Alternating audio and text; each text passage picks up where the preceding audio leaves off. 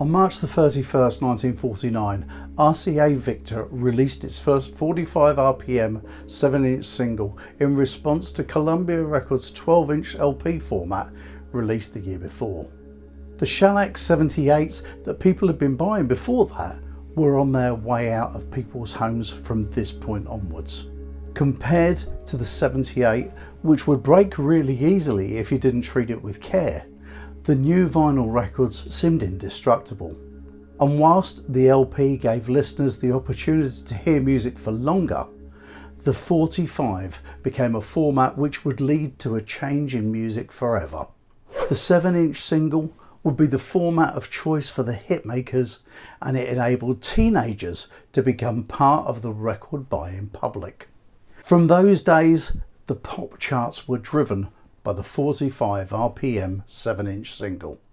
And with the single becoming 75 years old on March the 31st, I thought it would be nice to share my love for the format with you, because without doubt it played a massive part in shaping my life. But for me, it didn't start with a record. It started with 4 reel-to-reel tapes my dad had when I was born. On 3 of those tapes were all the popular hits of the day.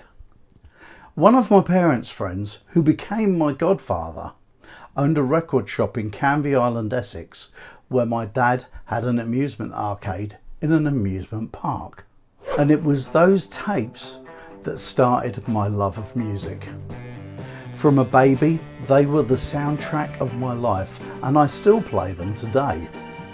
Those tapes covered the period from 1958 to the latest 1960 hits, including the number 1 on the day I was born, Cliff Richard's Please Don't Tease. My elder sister told me that as soon as I was able, I would get as close to my dad's reel-to-reel tape recorder as I could. And as soon as I could, I'd start to play it.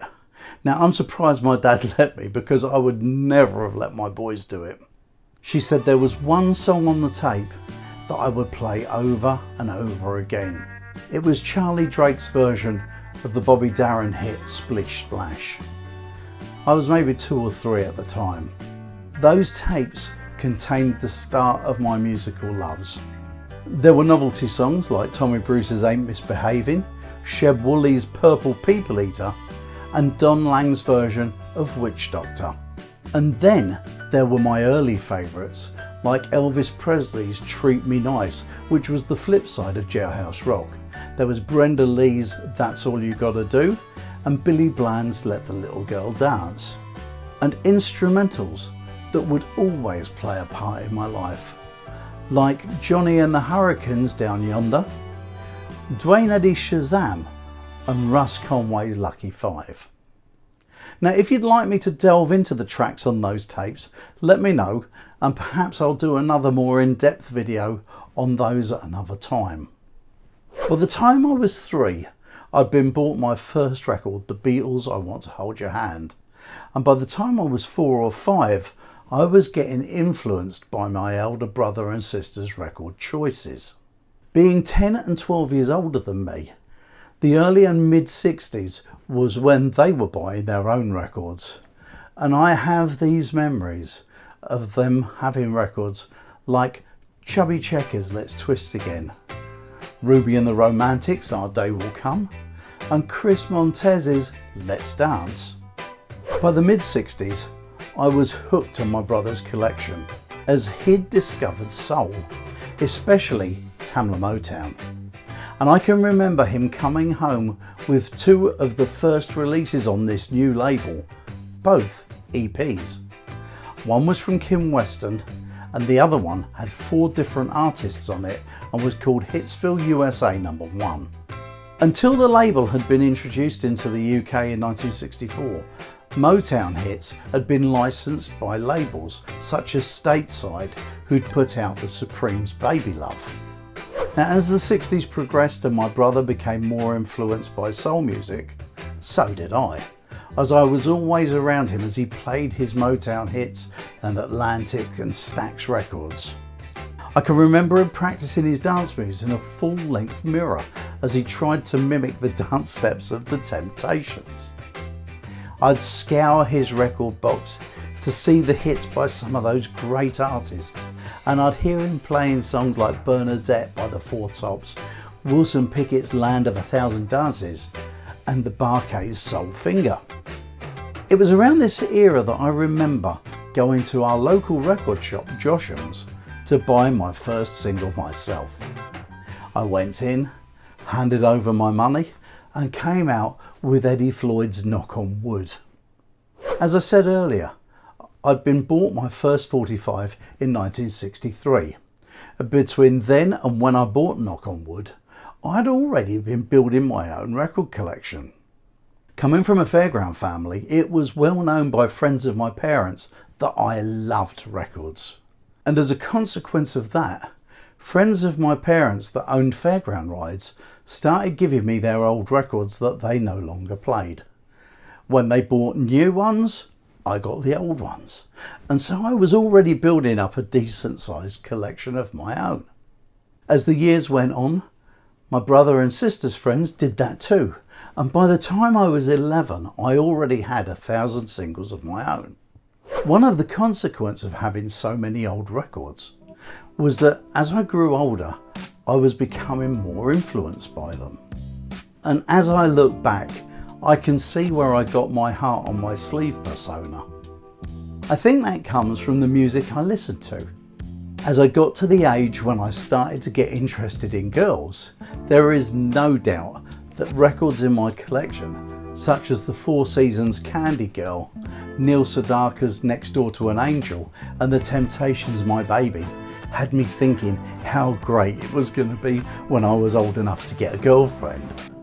At the same time though, I was listening to the songs of heartbreak and yearning and realising it wasn't going to be as easy as I thought. Songs like Bobby V's Run to Him, Carole King's It Might As Well Rain Until September, and the Shirelles' Will You Love Me Tomorrow all pulled at my heart. By the time I was 12 or 13 though, things were changing as I was getting into the sounds of Slade, whose Merry Christmas Everybody was to be found on my new Dansette Capri record player at Christmas in 1973. And I loved T-Rex's Metal Guru and the Sweets Blockbuster.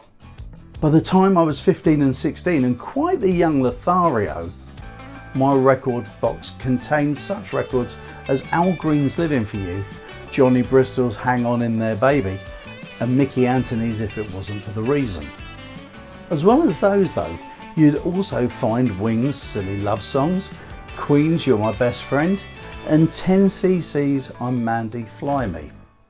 From 1977 though, I was taken over by disco and I took to buying the 12-inch single, but that's a story for another video. Let me know if you'd like me to do that one as well. Although I was a bit of a disco diva, I still liked all sorts of music, and so I still bought the 7-inch single, but not in the numbers that I had done in the past. And so the next 5 to 6 years found the likes of Michael Nesmith's Rio, Squeeze's Call for Cats, and the Stranglers' Golden Brown finding their way into my record box. The mid-80s saw me heading away from the 12-inch and back to the 7-inch. And that's where I stayed until 1990, when my love affair with the single came to an abrupt end. I did toy with the CD single when it came, but didn't like it, so kept buying singles through the 80s and into 1990, and found myself collecting records like INXS's Need You Tonight, John Lee Hooker's The Healer, and Gary Moore's Still Got the Blues. By then I was into my 30s, and as I've explained in earlier videos, I'd lost my business and ended up selling my collection to bring in money to help feed the family. In the intervening years since, I've started to rebuild my collections, including my beloved 7-inch 45s. But it's been a long time since I've played any. These days, I play most of my music via MP3, and I so often make playlists of those old singles, just like I did with cassettes and reel-to-reels before that. The 45 though was always my format of choice. I love my memories of flicking through my singles, deciding what I was going to play next, looking at all those different labels and the artwork on each record.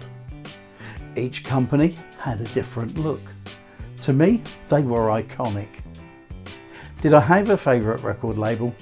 Definitely. The London Records label of the 50s and 60s was my favourite. All those American hits that were brought over here, and on that label, I loved them.